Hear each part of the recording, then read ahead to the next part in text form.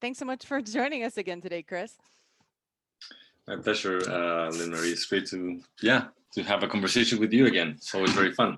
Oh, I appreciate that. Well, like last time we talked, you were telling me about this paper that you had coming up, and that paper has recently been released. And I remember I was very excited hearing about it the first time because it's something that I don't hear discussed a lot. But as the psychedelic therapeutics become much more prevalent, this is going to be something that needs to be addressed. And so, if you could tell us a little bit about what your paper was about and how you came to evaluating that topic.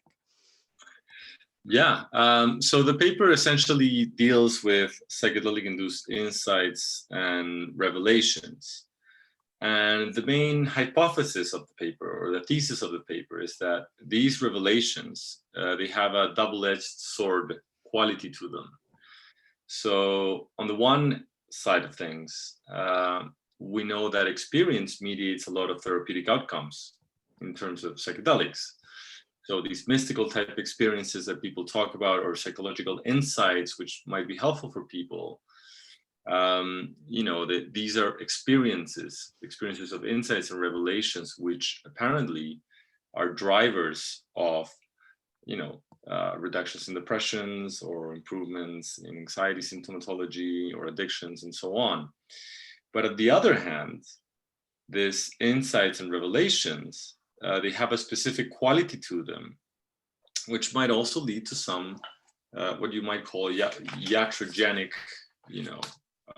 ethical concerns, right? So, and they essentially deal with things like experiences of knowledge or acquiring information, which might be troubling for the user, right? And this is fairly similar to what has been seen with other therapeutic sort of techniques related to false memory syndrome to some extent. What we propose here is that psychedelics might exacerbate this risk. So what we do in the paper is essentially we propose via 3 examples, we illustrate how this can occur across the board in different contexts related to psychedelic use. So it has to do with psychedelic use in what we call psychedelic therapy, or psychedelic use in neo-shamanic contexts, in which that experience is very strongly mediated by cultural signifiers, symbology, narratives, which are very, different from what a person is usually, confronted with. At least the Western, or whatever we might call broadly as a Western kind of like individual. And finally, in research contexts, where it becomes a bit more nuanced, because in research contexts, at least in what we call consciousness research, we're interested in what are the effects of these compounds in the human mind. And for that to happen, we need people to tell us what they go through, right? So we need to get some, accurate information of what these experiences are about. So we also outline that the problems of knowledge gained during a psychedelic experience affects both the user, the therapist, the guide, the facilitator, or even researchers. When we are interested in gaining some knowledge about what is going on, well, how do these, compounds act in experience and consciousness? And these, in the end, they have, implications for therapy as well, right? When we're trying to characterize what a substance does to the human mind and brain.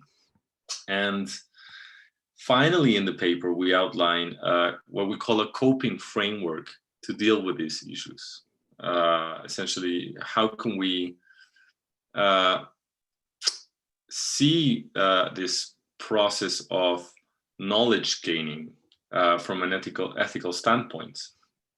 And what we propose here is that what is required somehow, or what will be optimal, is a form of apprenticeship in which essentially both therapists, guide, and the community of users, therapists and facilitators and researchers are aware of these processes of mediation, of how do these knowledge instances, how do they operate essentially. And the idea is that it's very similar to to what occurs in meditation and contemplative practices, right? That there is a strong need for an intersubjective component to validate this knowledge, these revelations, these insights. There's a strong need to mediate that process in an optimal sort of fashion. Now, this happens already in many kind of like informal and formal psychedelic circles. There's a lot of like psychedelic know-how out there, right? So if you go to any sort of like psychedelic therapy instance out there, a lot of people know about the use of music and the importance of music for guiding that process of knowledge or revelations of insights, right? Or this experience. How do we scaffold or harness that experience to the best way possible? One of the key things that we're adding to the conversation here is the importance of what you call a second person approach or an embodied approach to guide that experience. So that embodied approach essentially means that the therapist or guide or facilitator knows that terrain, knows the pitfalls that you might fall into with these sort of like potentials for false memory or false revelations or troubling revelations, if you will. And therefore is able to guide the subject in that process in the best way possible. So this is what we call psychedelic apprenticeship. Got it. And did you come upon this topic from the experiences you've had with conducting psychedelic research? Has this type of thing come up, this situation where you all realize, let's formalize a way to address this sometimes the not knowing of what we think we know and how true it is and how valid it is and what the implications are for that? A lot of it has come from the research that I've done with DMT. So DMT use is associated with very extravagant experiences. So people speak about entities, and some people that use a lot of DMT, they get into that sort of mythology very strongly. And my sort of intuitive feel about interviewing a lot of people going through these experiences, and also users that sometimes approached me and wanted to speak about their experiences, was that the kind of like the degree of abstraction with which they spoke about the experience on time, I felt it could be enhanced with a bit of nuance. So I felt that there was something out there, that there was something interesting in the way that people were making sense and making meaning out of these experiences. On the other hand, in the psychedelic research group, the Psychedelic Research Center at Imperial, I've been just dialoguing a lot with some of the therapists in that group, and I'm a psychologist. I've done some sort of therapeutic training. I'm very interested in that. And of course, one of the main interests why I'm doing psychedelic research has to do also with their therapeutic potential, their potential to essentially, provide some sort of benefit and well-being for people as well. So there was a couple, there was a lot of discussions around these kind of issues. Like, how do we deal with this? What do we do when this sort of thing come up? And so that was the other thing. And then the third thing was that I was increasingly seeing in sort of like in the wider community, not always, but I was seeing somehow the kind of like the spiritual bypassing sort of thing happening a bit too often. I felt that there was spiritual bypassing, by the way, it's like this is a bit of a dissociative sort of mechanism when people have these mystical type experiences with psychedelics.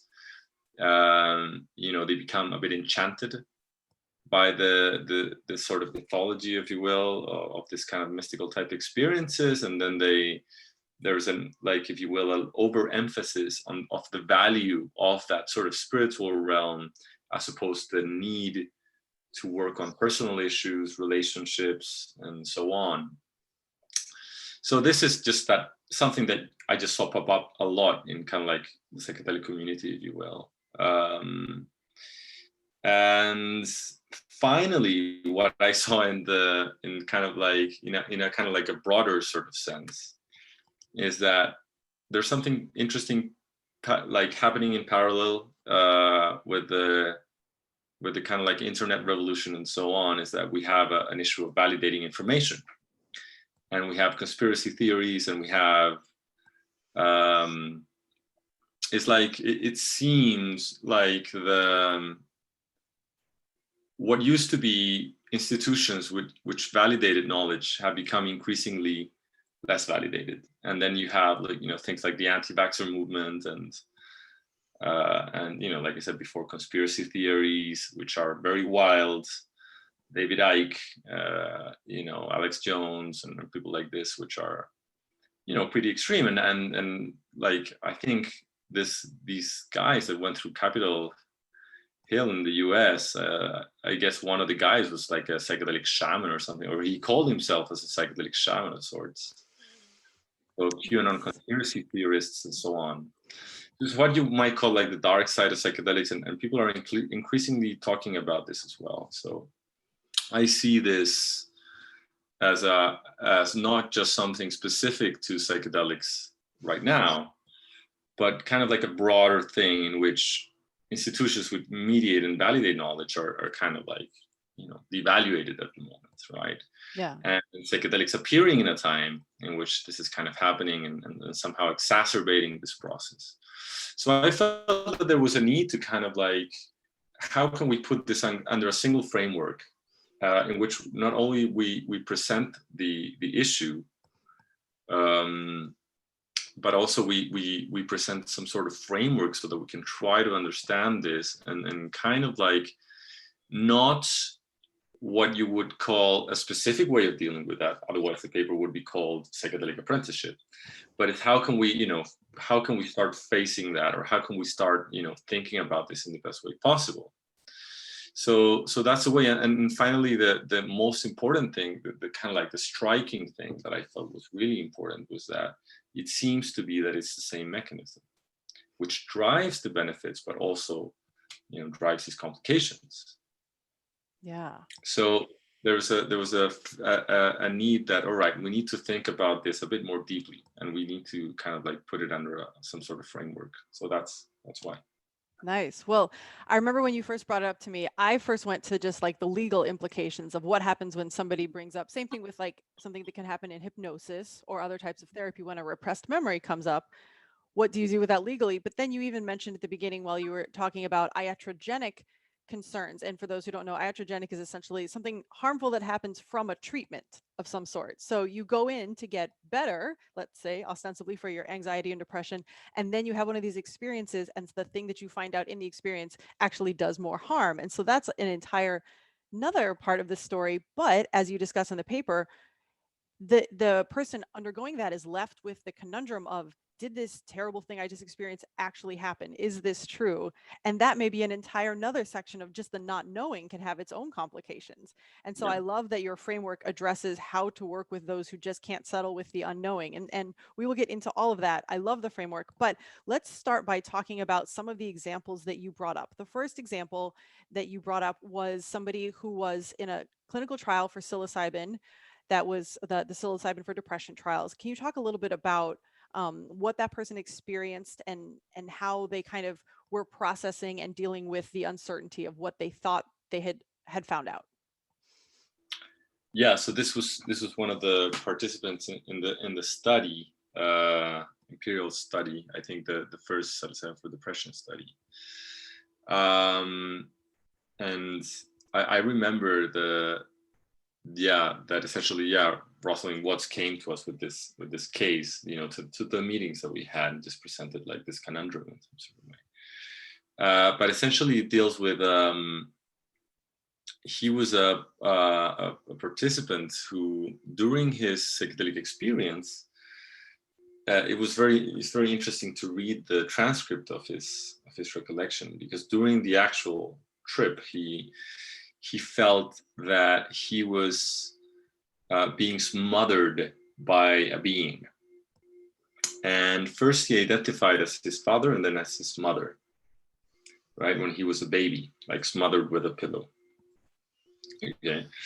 And as the interview of integration sessions, as they go,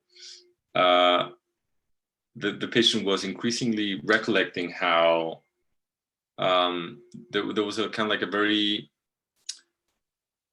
he was very unsure on whether or not that was real or not. The thing is that during the session, it felt absolutely real, right? And this is this noetic quality sort of thing that we mentioned in the paper, is that when people have visions during a psychedelic experience, and also during other kind of like what they call mystical type experiences, these visions they just come to people. They feel unmediated, and because there is no mediation, they have a sort of authority to them. They feel extremely true. To this, you add the element that is a very visual experience, it's very sensorial.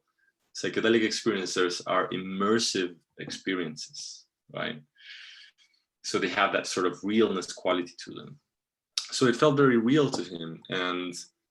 And you can see in the interview process, like he is going back and forth between, was this some sort of metaphor about being smothered as I was growing up, if you will, right? Overprotected and so on.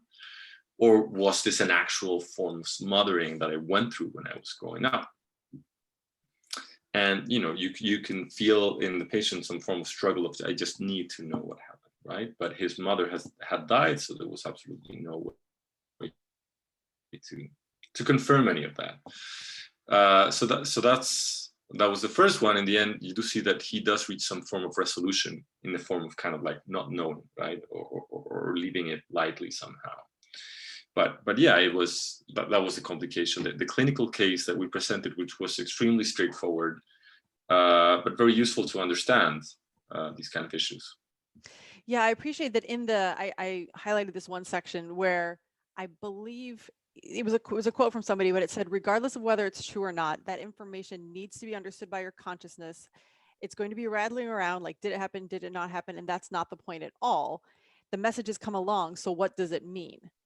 And I thought that was really interesting, because I've had similar experiences where, you have what you think you know, or what you think you saw, or what you feel like is maybe there and you haven't seen evidence of it. And then I will talk to healers and they'll say it's less about the black and white fact of whether it happened and much more about how your body is responding to the thoughts of whether or not it happened. Yeah. It sounds like that's part of what this person was kind of guided through in their integration. Yeah, exactly. Exactly. And it's also part of kind of like techniques that we propose in the end, how we can formalize this, like to embody the experience. Yeah. Yeah. I'd love to hear next about the next one, because you had hinted at this earlier, the neo-shamanic, which is usually wildly different from what we're experiencing in Western medicine traditions. But especially for those who've maybe not had an ayahuasca or neo-shamanic experience, can you talk a little bit about the kinds of things that have come up in those, and how that presents an entirely separate set of experiences that have to be interpreted? So yeah, I mean, broadly speaking, like beyond the actual example, ayahuasca use is usually associated with some sort of like ritualistic use.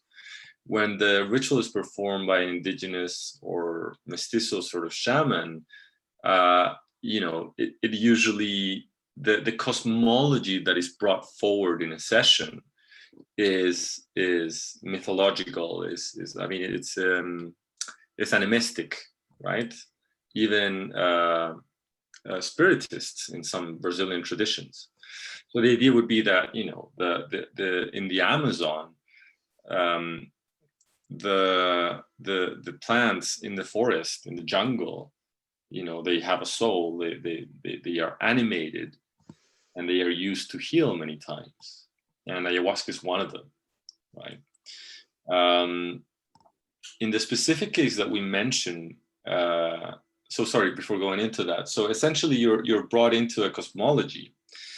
So all these narratives are put forward somehow in the session, both explicitly and implicit. The use of music also hints to this. The use of smell, which is also very foreign sensorially, there's a range of artifacts and devices used in a session, which all situates the user in a specific story, in a specific context, which is very altered, is very different from what, the Western mind is usually, accustomed to. And essentially, also interestingly, this is also something very attractive to the Western mind, which is looking for the different thing to somehow heal. It's looking for the different framework many, many times. So this, that's why many times ayahuasca experiences, and then there's the actual substance. So ayahuasca contains DMT. Ayahuasca has many more things apart from DMT, but both DMT and ayahuasca have a very extraordinary character to them, the experiences themselves. People encounter these sort of entities, which when you mix with this sort of like cosmological context in which it's given in ayahuasca, it becomes extremely strong, right?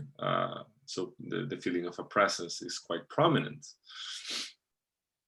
Feelings of presences and entities are in the Western scientific minds, they're very much associated to otherworldly stuff, right? So it is an encounter, and some people describe this as a form of ontological shock, right? So the realization that reality is a completely different thing that you thought it was, right? So you're living your life, you think that, this is me, this is the natural world, and there's this classical sort of relationship dictated by the way that science has taught us things are, but instead you're presented with an animated world full of spirits and at times sorcery in some of these contexts, right? So it becomes very, very, very, very challenging for some people, and can also be quite healing for a lot of people. In the case of the paper, we specifically mention a center in which the use of animism is also this kind of like indigenous forms of shamanism in the Peruvian Amazon, is this curanderismo sort of context is mixed with figures of the Christian pantheon. So it's a form of syncretic tradition in the Amazon. And this came from the field work of David Dupuy, who did his work in this center, and essentially noted how when people went there, they encountered something that was completely different from what they used to be. So most of the people attending this center were from, were French urban people, right? So there was a lot of challenging scenarios in which people were confronted to this thing, in which essentially the emotional distress, the emotional problem that people went to heal, the thing that why they went there, the kind of like the cosmology or the cosmovision of the center is like your psychological problems, they correspond to forms of spirits or forms of possession. And at times, the way to deal with them is through exorcisms and rituals of sorts, right? So in the paper, we don't necessarily condemn that, but we do mention that it could pose challenges for certain individuals, and it poses it could pose ethical concerns in certain situations. But essentially, what we're trying to make aware is that, the use of these narratives, these practices, sessions of integration and preparation in which these narratives are put forward, people are shown these cosmologies.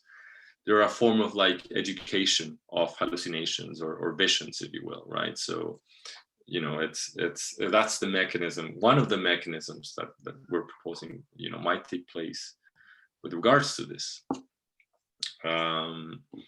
So yeah, we call it some sort of like a transmission of the visions, if you will.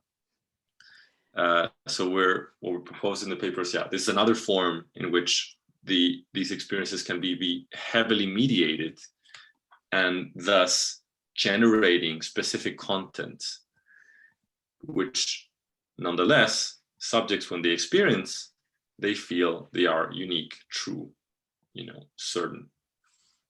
Yeah, I thought that one was really interesting for two reasons. One, you had mentioned, and if somebody if they're not quite familiar with the animus and all that, like the example was somebody could feel as though they've been possessed by a demon, or that they, like you said, when they've mixed it with Christianity, there's a vision of Christ, and Christ has said certain things to them that have very lasting effects.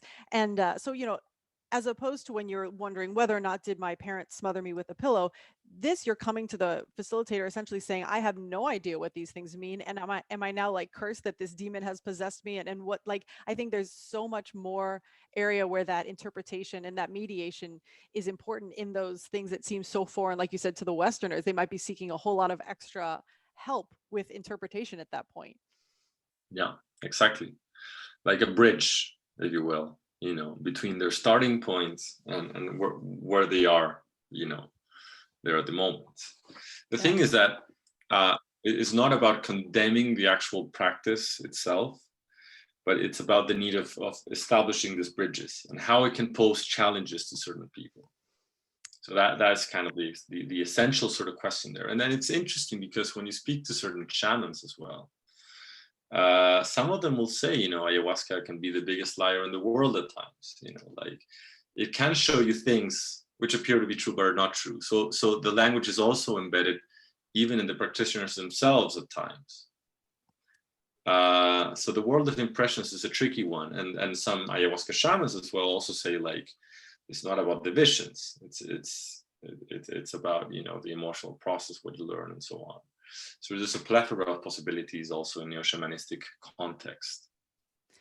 Interesting. Ayahuasca can be the biggest liar. I had not heard that quote, but I'm going to remember that for a long time.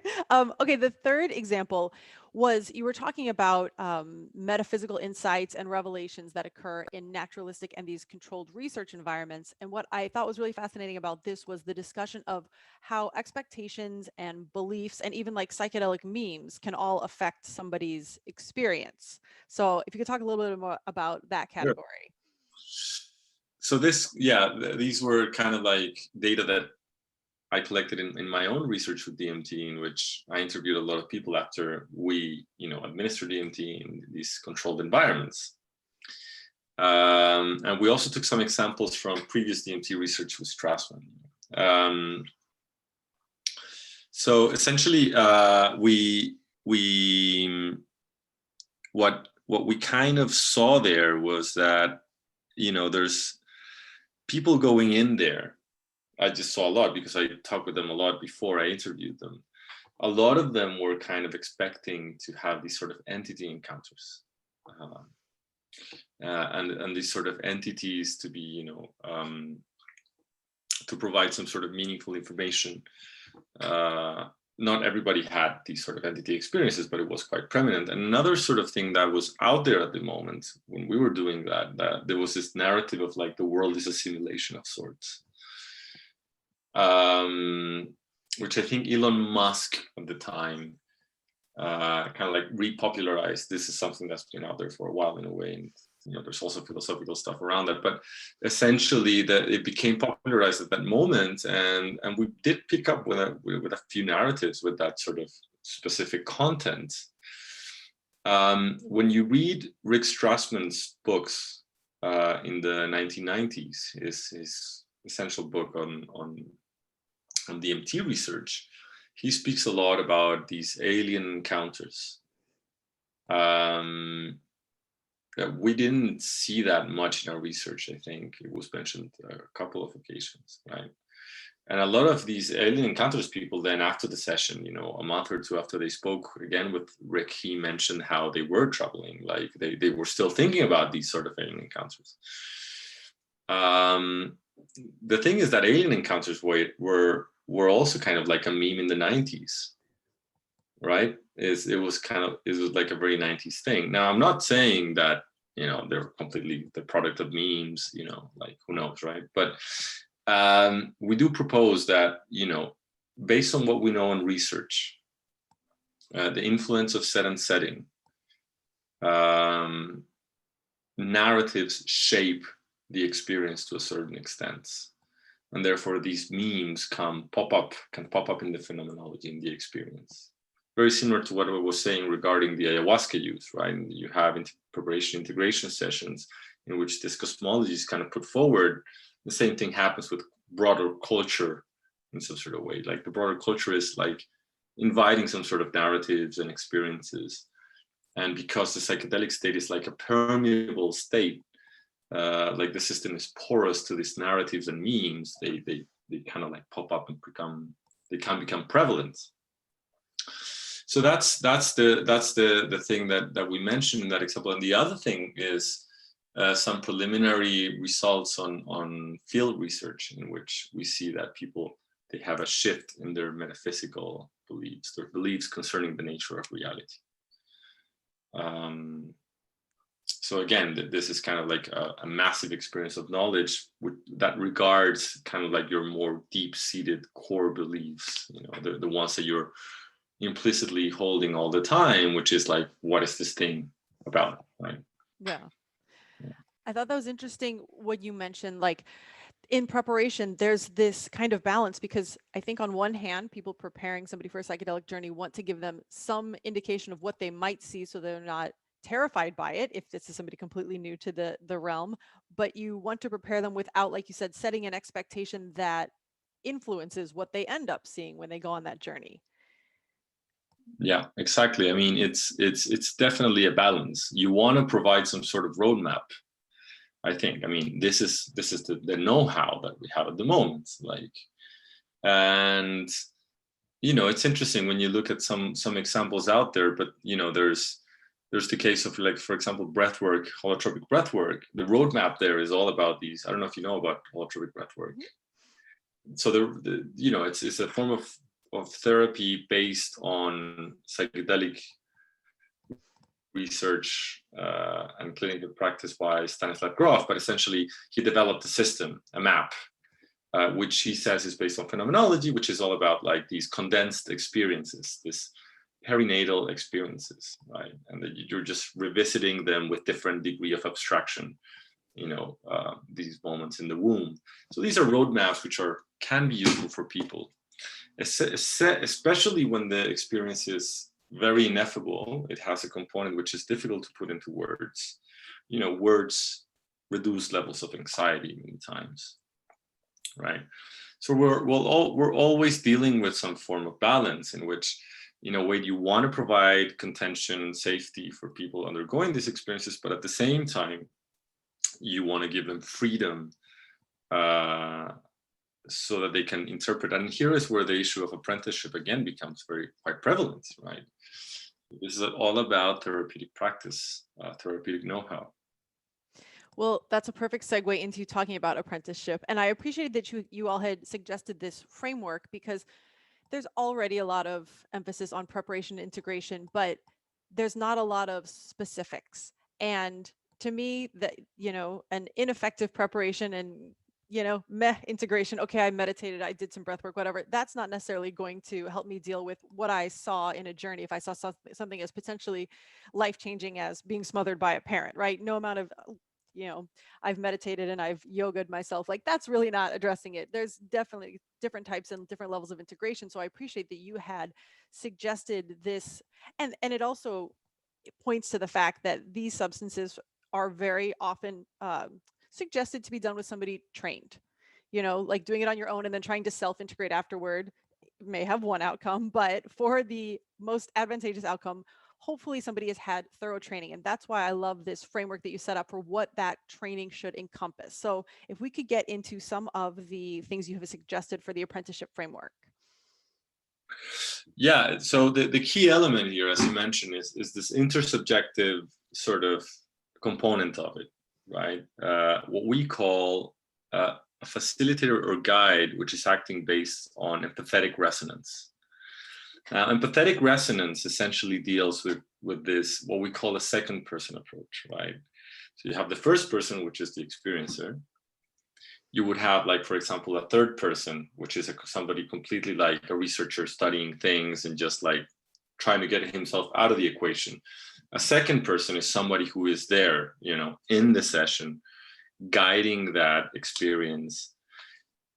But the thing is that guiding is embedded in a process in which that person himself has gone through. That facilitator, that we also propose that researchers might also undergo this when they want to study phenomenology, the experience, what is it about?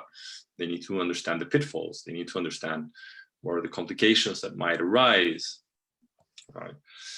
So we say essentially that this empathic resonance position that the guide might have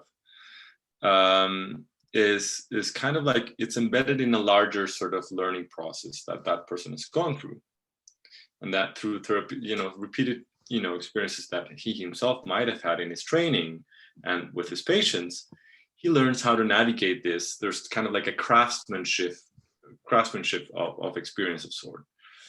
Something that many of the classic psychotherapy schools know about, and this is why the training of the psychotherapy schools lasts like 5 years. It's all about experiential learning, right? It's a through embodied learning that you learn these principles. You learn this to develop this sort of intuition, to know the right thing to do at the right moments.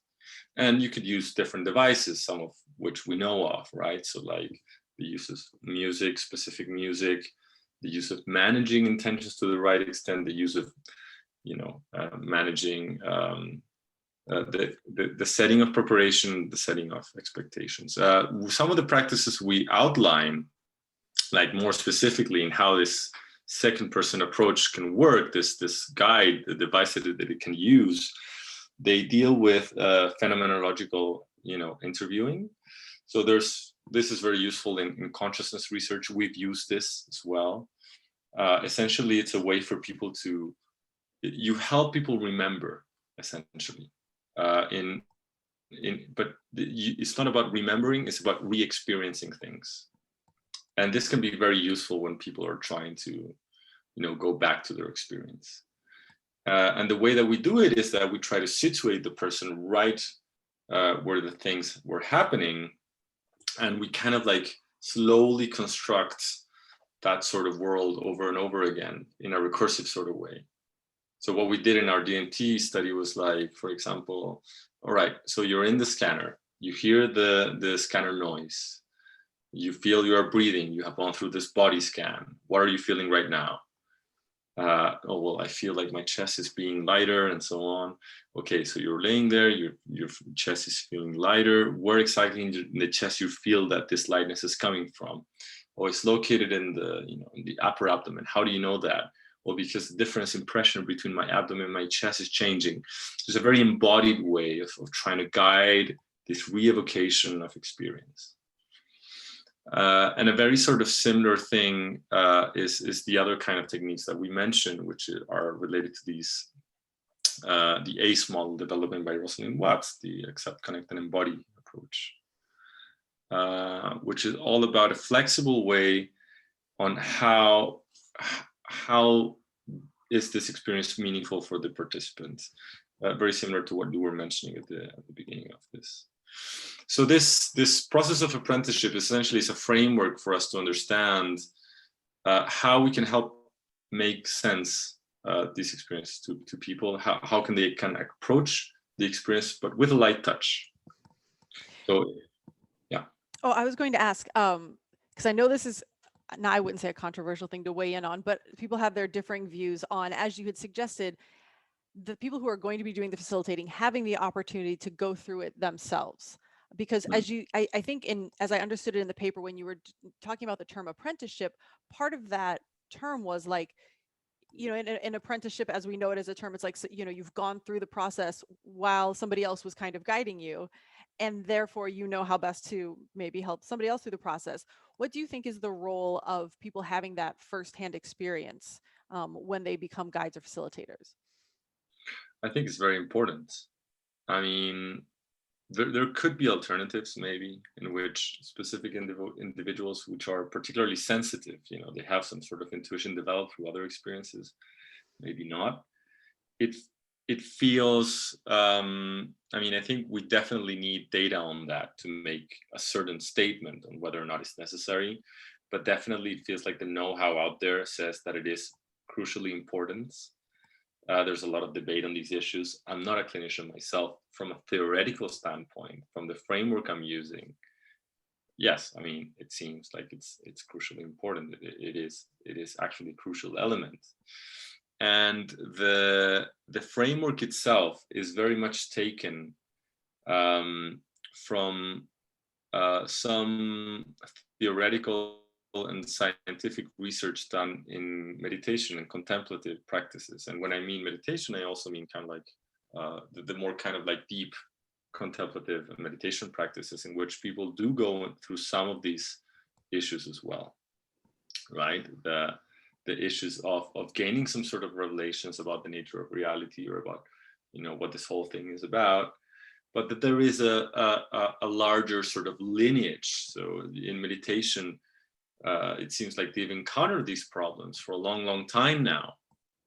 And they've developed a wide range of know-how to deal with that, a broad range of knowledge and philosophy, and at the same time practices.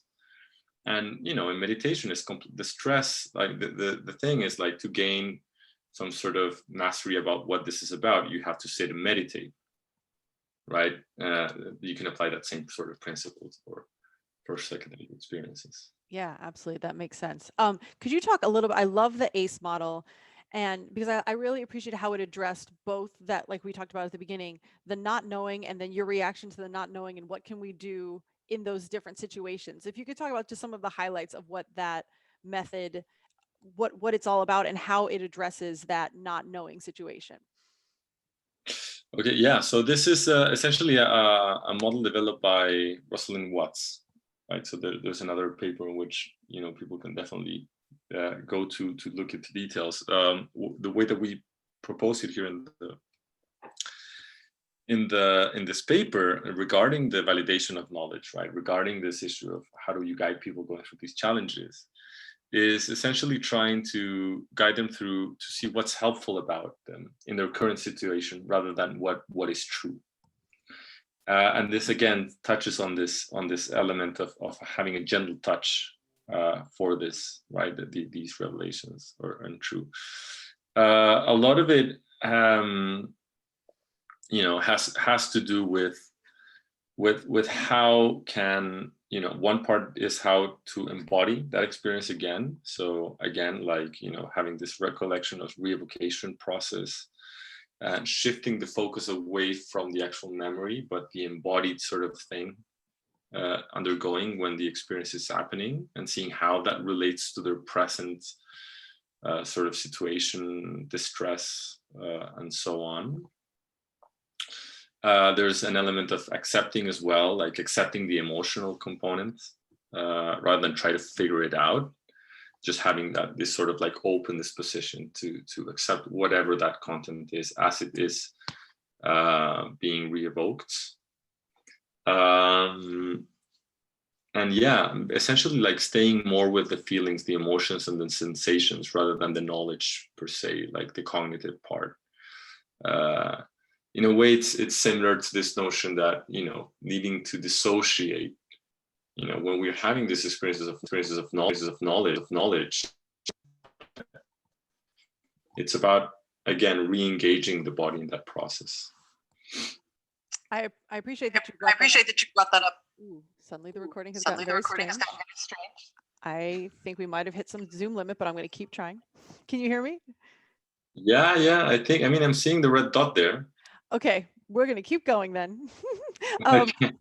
Perfect. I mean, we've basically come to everything the paper covered, but I wanted to point out that I like the emphasis on the somatic part of that embodied portion, because of the ACE theory, because I think that's what's missing in a lot of integration. I found in my own attempts at integration that without getting it into the body and seeing what that actually feels like in the body, then things just stick up in your head, and that's where most of the problems had started anyway. So it feels like getting things into the body is significantly more helpful than a lot of other tactics. So I like that was in there.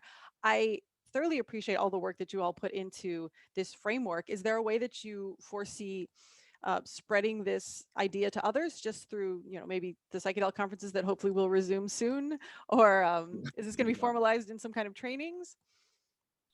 It could be in the future, not yet. I mean, we put this out there as an initial sort of step. I was quite obsessed with the topic, and really, as I was working through it, it came natural to present some form of way to try to conceptualize these issues. Um, it it it could conceptualize into something. Right now, I'm very interested in contemplative practices, which essentially deal with these kind of things. So from my end, I'm still working on potential frameworks, uh, like meditation and contemplative practice have used regarding this issue, the specific issue of how to deal with revelations and insights. And I don't know, on a personal level, I think that there is a strong potential there which needs to be explored a bit further. Of course, there's meditation for integration and so on. There's some unformalized things out there. I'm interested in doing some sort of like deep reflection work on trying to see how these things can be better used in combination with psychedelic therapy. At the moment, we're not specifically working on something, but we definitely do have plans for that. Well, I saw that in the paper there was a spot that said Timmermann not yet published. So there's something coming soon in some related area? Yeah, I mean, yeah, that deals essentially with some work that I've been doing collecting data in ceremony contexts. And it's essentially deals with, I formulated a bunch of like measures and questionnaires concerning the nature of reality, and how these just shift after a single ceremony psychedelic experience. Again, it has ethical consequences.